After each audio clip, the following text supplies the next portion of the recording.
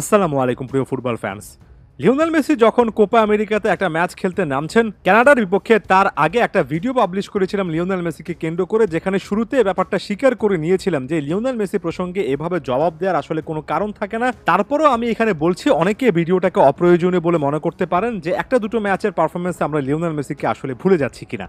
অনেকের কাছে ভিডিওটা অপ্রয়োজনীয় বলে মনে হতে পারে, সেটার পেছনে যুক্তিও থাকতে পারে, তবে আমার কাছে কথাগুলো এখনো প্রয়োজনীয়, কারণ দিন শেষে লিওনেল মেসি যদি না থাকতেন আজকে ফুটবল ফ্ল্যাগের এই মঞ্চে বসে আমি এত কথাবার্তা বলতাম না। ফুটবলকে কেন্দ্র করে বাংলাদেশের মতো একটা ভঙ্গুর অবকাঠামোর ফুটবল নেশনে বসে বড় রকমের স্বপ্ন দেখতাম না। লিও মেসি তাই সবসময় অন্য একটা জায়গায় আছেন, অন্য রকমের একটা আবেগের নাম লিও মেসি প্রসঙ্গে, তাই কথাবার্তা বলতে হবে। আরও একবার এই ভিডিওতে বলছি, এমন সময় বলছি যখন Lionel Messi man of the match performance দিয়েছেন। হ্যাঁ, official man of the match এই লিওনেল মেসি হয়েছেন।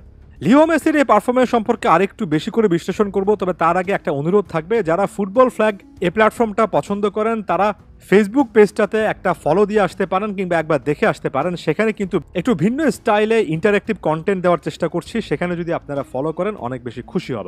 দেখুন, লিওনেল মেসি এদিনও কিন্তু তার সেই সুপ্রিম লেভেলের অসাধারণ কোনো একটা ম্যাচ কাটাননি। এটা এমন একটা ম্যাচ ছিল যেখানে লিওনেল মেসি অ্যাপগুলোতে দেখবেন ওভারঅল 7 পয়েন্ট বা তার আশেপাশে ওই রেঞ্জটার মধ্যে একটা রেটিং পয়েন্ট পেয়েছেন।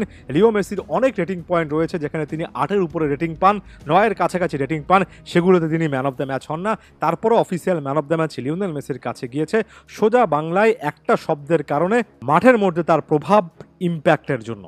এই ম্যাচটাতে লিওনেল মেসি খুব একটা বেশি ড্রিবলিংও কিন্তু অ্যাটেম্প্ট করেননি, সব মিলিয়ে মাত্র 45টা টাচই নিয়েছেন। সেকেন্ড হাফে খুব একটা টাচ নেওয়ার সুযোগই পাননি, বিশেষ করে ওই গোলটার পরে দুটো কি পাস জেনারেট করেছেন, অর্থাৎ বিগ চান্স জেনারেট করেছেন। লিওনেল মেসির স্ট্যাটস যদি ব্যাখ্যা করতে যান, এই কোপা আমেরিকার প্রথম 2 ম্যাচে এর চেয়ে ফার বেটার স্ট্যাটস হয়তোবা ছিল। তারপরে যে বললাম লিওনেল মেসি দিন শেষে ম্যান অফ দ্য ম্যাচ, স্পষ্টত কারণ লিও মেসি যে অরাটা তৈরি করেন, প্রতিপক্ষ ডিফেন্সে যে ভীতিটা তৈরি করেন, সেটাই আর্জেন্টিনাকে অনেকটুকু এগিয়ে দেয়। ডিবক্সের আশেপাশে লিওনেল মেসি টেরিটরিতে লিওনেল মেসির থাকাটাই এখানে অনেক ইম্পর্টেন্ট একটা রোল প্লে করে। লিও মেসি যে গোলটা পেয়েছেন সেখানেও কিন্তু এনজো ফার্নান্দেজের একটা অবদান, একেবারে এনজোময় একটা গোল ছিল, কিন্তু লিও মেসি সেই গোলটা ক্রিয়েট করার ক্ষেত্রে কোন রোলটা প্লে করেছেন সেটার দিকে যদি আমরা যাই, দেখবেন একেবারে রাইট উইংয়ে একটা বল পেয়েছেন এবং সে বলটা রড্রিগো ডিপলকে দিয়ে 1-to-1 খেলার চেষ্টা করেছেন এবং নিজে ডিবক্সের মধ্যে একটা রান মেক করেছেন। যে মুহূর্তে তিনি রড্রিগো ডিপলকে পাসটা দিচ্ছেন এবং ডিবক্সের মধ্যে ঢুকছেন, সে মুহূর্তে যদি আপনি স্ক্রিনটা ফ্রিজ করেন, দেখবেন যে অন্তত 3 জন প্লেয়ার রয়েছে লিও মেসির আশেপাশে, শুধুমাত্র লিওনেল মেসির ওই রানটা চেক দেওয়ার জন্য কিংবা তার পাসটা ব্লক করার জন্য। এখানে 3 জন প্লেয়ার মিলে লিওনেল মেসিকে আটকানোর চেষ্টা করেছিলেন।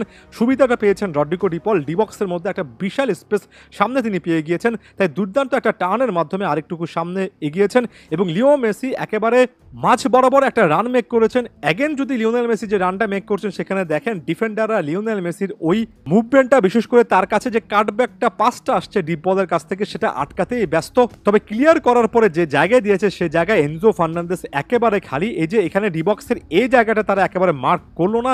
এখানে ক্যানাডিয়ান প্লেয়ারদেরকে আপনি কি দোষ দিবেন? শুধুমাত্র লিওনেল মেসির ডিবক্সে ঢোকা এবং লিওনেল মেসির কাছ থেকে যাতে করে পাসটা ডিপলের কাছে না যায় এবং ডিপলের কাছে যেহেতু গিয়েছে যাতে করে মেসির কাছে না আসে, সেটা আটকানোর জন্যই তো অন্তত 4 জন ক্যানাডিয়ান প্লেয়ার ব্যস্ত ছিলেন। এনজো ফার্নান্দেজ এখানে প্রচুর পরিমাণ স্পেস পেয়েছেন এবং এনজো একটা শট নিয়েছেন। লিওনেল মেসি বুঝতে পেরেছিলেন যে তিনি অনসাইড অবস্থায় আছেন, হালকা একটা টাচে গতিপথটা পরিবর্তন করার চেষ্টা করেছেন। এখানে গোলকিপারের আর কোনো কিছু করার ছিল না। গোলটাকে খালি চোখে দেখলে আপনার কাছে খুবই সাধারণ এবং লিও মেসি লাকি ছিলেন এমন মনে হয়, তবে আপনি যদি আগের মুভমেন্টগুলো দেখেন সেখানে আপনি লিও মেসির ওই ইম্প্যাক্টটা দেখতে পারবেন, যেখানে লিওনেল মেসি একটা বল নিয়ে বাইরে একেবারে খুব একটা বেশি বিপজ্জনক নয় এমন জায়গা থেকে যখন ভেতরে ঢুকলেন, তখন কিভাবে ক্যানাডিয়ান ডিফেন্সটা আসলে ভেঙে পড়লো, কিভাবে ডিপল তার সামনে এতটুকু স্পেস পেলেন, কিভাবে ডিবক্সের মধ্যে এনজো ফার্নান্দেজ এতটুকু স্পেস পেলেন। ডিপল এবং এনজো ফার্নান্দেজের এই স্পেস পাওয়া, তাদের বল টাচ করার মোমেন্টে যদি আপনি ছবিগুলো পাশাপাশি রেখে দেখেন, দেখবেন যে কি পরিমাণ স্পেস তাদের সামনে আছে। লিও মেসি বাকি সকল প্লেয়ারদের জন্য স্পেস ক্রিয়েট করেন, জায়গা তৈরি করেন। আপনার আশেপাশে যখন প্লেয়ার না থাকে তখন আপনার জন্য মুভমেন্টগুলো করা অনেক বেশি ইজি হয়। মেসি মাঠে থাকলে সেই স্পেসটা অন্যান্য প্লেয়াররা পান। এটাই লিওনেল মেসির গোট লেভেলের একটা অরা। ওই যে এর আগে ইকুয়েডরের বিপক্ষে বাজে ম্যাচ কাটিয়েছিলেন, সেখানেও কিন্তু গোলটা ক্রিয়েট করার ক্ষেত্রে ওই কর্নারটা মেসি নিয়েছিলেন। আজকেও কিন্তু লিওনেল মেসি একেবারে ভেরি বেস্ট পারফরমেন্স না দিলেও পয়েন্ট অফ ডিফারেন্স অনেক জায়গা থেকে ছিলেন। এটাই overall Leo Messi, the one and only greatest of all time. ধন্যবাদ সবাইকে।